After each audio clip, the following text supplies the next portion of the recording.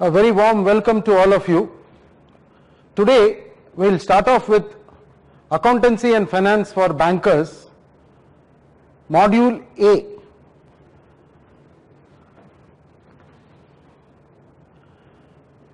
As all of you are aware, the courseware on Accounting and Finance has basically 4 modules. One is Module A, that is Basics of Business Mathematics. Module B is for Principles of Bookkeeping. Module C is for Special Accounts, and Module D is Final Accounts. Now all of you who are from the commerce stream will find modules B, C and D a bit more familiar than candidates who are not from the commerce stream. Whereas Module A has a mixture of mathematics and a portion of financial management. So this particular module may be interesting to all people, whether they are in the commerce stream or whether they are in the non-commerce stream. A lot of calculations are involved in this module and a lot of principles and concepts which we will walk you through this video lecturing. An attempt has been made here to make the subject as simple and as lucid to any person who wants to understand the intricacies involved in the subject. Having made a brief introduction, let me quickly go ahead with the topic.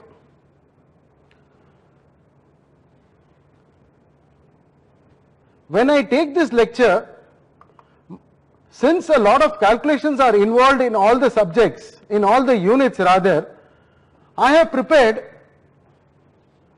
a MS Word file which walks you through the various important concepts, and wherever possible examples have been given to enable the candidates to understand the subject in a better way. Okay, having said this, let's start off with the first unit in Module A, which says about calculation of interest. Now calculation of interest is applicable to everybody, almost everybody, whether you are a banker or not. You have to calculate interest at some point of time or the other when you make some investments. Now when you talk about this module, the basic objective of this module is to understand the calculation of simple and compound interest and application of mathematics to banking. Now what exactly is interest? In simple terms, it's the fee paid by the borrower to the lender. In very simple terms, this is the fee paid by the borrower to the lender. The interest so calculated will either be a simple interest or a compound interest. More often than not, it is the compound interest which actually comes into play when we do a transaction with somebody. Now the formula for simple interest is pretty simple. It is nothing but principal into the rate into the time. For example, if you keep a deposit of say 10,000 rupees with a bank at an interest rate of 10% per annum for 2 years, it is 10,000 into 10% into 2, which gives you an interest element of rupees 2,000. Added to that the principal of 10,000, what you get in hand at the end of 2 years on a deposit of 10,000 at a simple interest rate of 10% per annum is 12,000 rupees. This is a pretty simple concept which I am sure all of you would have anyway known. Now let us come to the more important aspect of compound interest. What exactly you mean by compound interest? The process of accumulating interest on an investment over time to earn more interest is known as compounding. Interest is added to the principal, and on this sum, interest, the nominal rate of interest is again applicable. Okay, in the case of compound interest, the interest is paid on the principal as well as any interest earned but which has not been withdrawn during the earlier periods. This is the simple definition of compound interest. Now let us take an example to understand the issue in a more easier way. Let us take an example. On a particular savings scheme, a bank is offering a rate of interest of 9% compounded quarterly. Compounded quarterly is the important concept to be understood and appreciated here. So on a particular savings scheme, a bank which is offering 9% rate of interest compounded quarterly, what will be the effective rate of interest which is being offered by the bank? So the nominal rate of interest is 9% per annum. It is compounded quarterly. Since it is compounded quarterly, the effective rate will definitely be higher. Let's see how it is done in actual practice. The formula for calculating this, the answer to this question is R is the rate of interest into 1 plus 9%, that means 0.09. Since it is compounded quarterly, it is divided by 4 raised to the power of n, that is the number of years, minus 1. Minus 1. Okay. So what happens is that when you simplify this equation, you get a figure of 1 plus 0.0225, that is 0.09 divided by 4 is nothing but 0.0225 raised to the power of 4 minus 1. Now many times the candidates may not be aware as to how do you calculate 1.06 raised to the power of 6. Suppose the interest rate is 6% and you want to calculate 1.06 raised to the power of 6.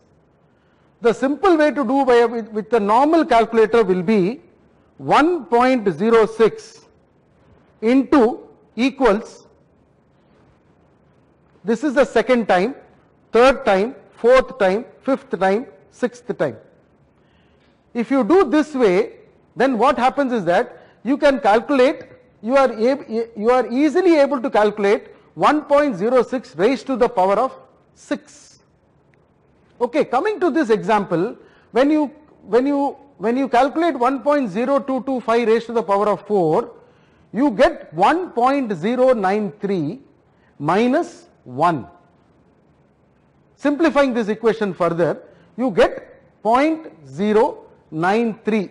In other words, the effective rate of interest that you get on a deposit of 10,000 rupees, on a deposit of 10,000 rupees, the rate of interest being 9%, on an interest rate of 9% compounded quarterly, the effective rate of interest on this comes to 9.30% per annum. Let me repeat. I am just again repeating this problem for your benefit. Please understand this concept very carefully. The effective rate of interest in this case will always be higher than the nominal rate. First point. So how do you calculate the effective rate? Here a bank is offering an interest rate of 9% on an X amount of principal, say 10,000 rupees, whatever it is, and the interest is compounded quarterly. That means every in a year interest is credited 4 times. Compounded quarterly, the effective rate of interest is nothing but 1.09 divided by 4 minus 1, which comes to an effective rate of interest of 9.30% per annum. This is the effective rate of interest you get on this deposit. Okay, I hope this is clear. As the compounding increases, the amount on maturity will increase. Okay, let's go further. In many cases, such interest is paid or received semi-annually or quarterly or monthly. So in such a case, what is the formula which is to be applied?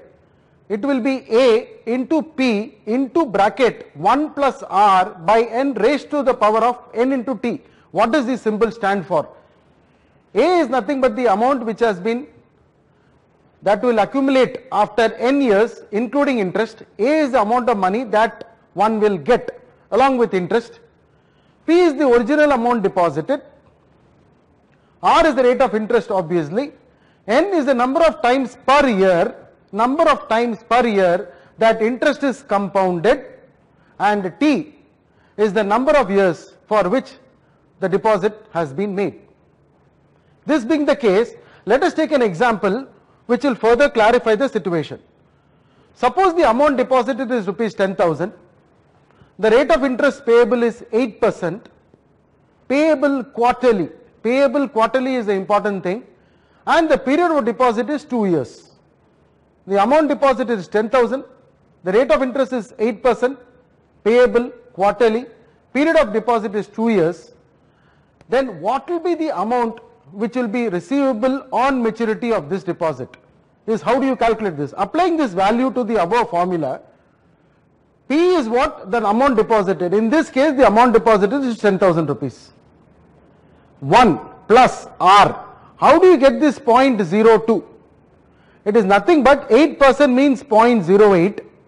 0.08 divided by 4, that means interest is paid quarterly. So it is 0.02 into 4 is because the number of times interest is compounded, that is quarterly. The period of deposit is 2 years. So it is 10,000 into 1 plus 0.02 into 8. Now I had just told you before, how do you calculate? 1.06 raised to the power of 6. Now here it is 1.02 raised to the power of 8. So it is 1.02 into 2, 3, 4, 5, 6, 7, 8. You get 1.17659. 1.02 into equals 2, 3, 4, 5, 6, 7, 8. This is important. Please understand how do you do this.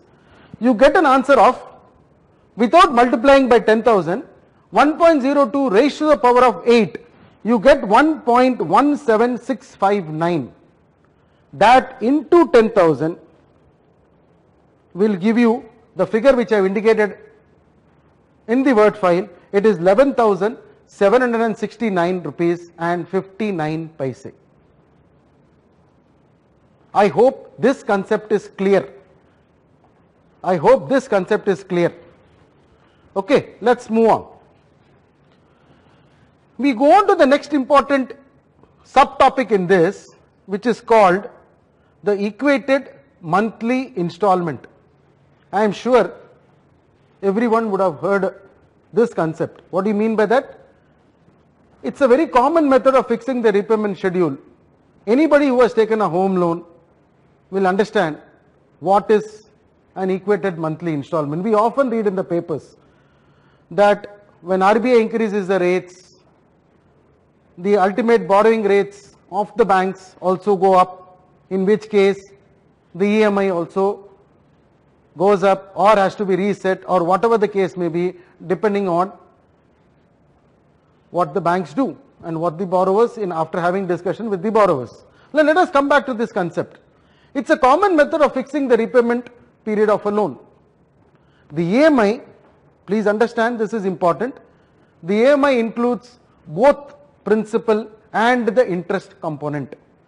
EMI always includes both principal and the interest components.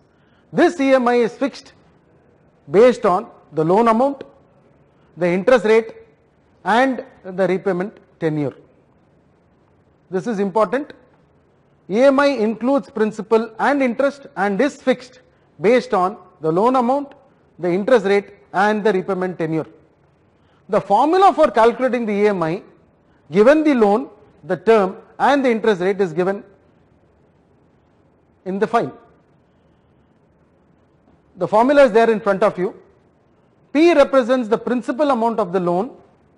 R, obviously the rate of interest per installment period. N is equal to the number of installments of the loan tenure. Here again let us take an example to understand the concept in a better way. Take an example here. The loan amount is 2 lakhs. The rate of interest is 18% per annum and the loan is to be repaid in 12 months. What will be the EMI? I have taken an as simple an example as possible so that if you are able to understand the intricacies involved in this concept, whatever be the tenure or whatever be the other parameters, you will be in a position to calculate the EMI. Now in this case, P is 2 lakhs, R is 18% per annum, 18% per annum will translate into 1.5% per month.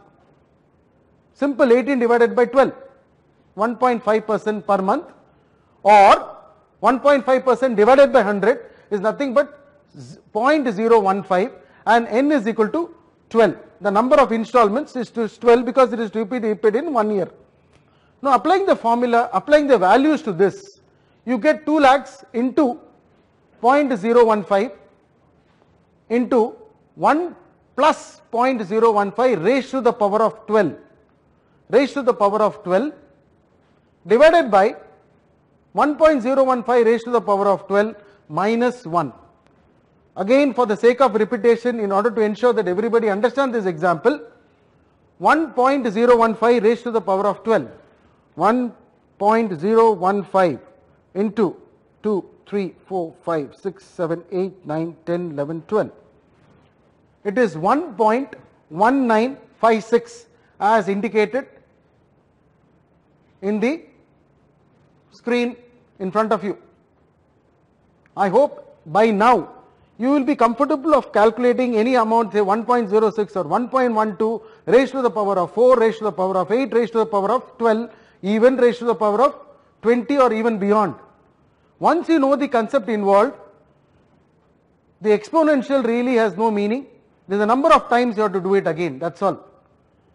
So applying this 3000 into 1.1956 comes to, the numerator is 3586.80 divided by 1.1956 minus 1 is 0.1956.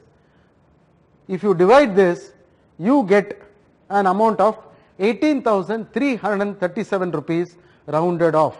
In other words, your monthly EMI will be 18,337 if the loan amount is 2 lakhs, the rate of interest is 18% per annum and the loan has to be repaid in 12 months time.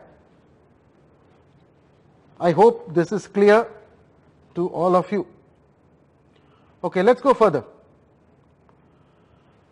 The interest rate just now which we are saying 18% per annum, 10% per annum, all these things can be either a fixed rate or a floating rate. Now in the case of a fixed rate, if you take a loan for a particular tenure, generally the interest remains fixed for that tenure, generally. If the interest rate drastically changes, there will be a clause in the agreement which will allow the bank to increase, to revise the fixed rate even also upwards. But generally a fixed rate loan, as the name suggests, the rate of interest is fixed and it will generally not change during the entire period of the loan. The fixed rate, so fixed, will normally be higher than the floating rate because the option of interest reset at regular intervals is not available in the case of a fixed rate. Now intentionally I have given all these things in a Word file and not through a PowerPoint because it becomes very difficult to give the examples as clearly as possible in a PowerPoint. It may not be that easy as you can do in a Word file. Having said that, there are some important things which I will be telling in the when I am taking this class, which may not be even be there in the Word file. So kindly listen to my lecture carefully so that you don't miss out any single important point. Now in the case of a floating rate, as the name suggests, in floating rate it is also called a variable rate because it varies according to the interest rate scenario prevailing in the economy at that particular point of time. The rate of interest changes, depending upon the market conditions and hence may increase or decrease. So this is clear, a fixed rate and a floating rate, the difference between the two.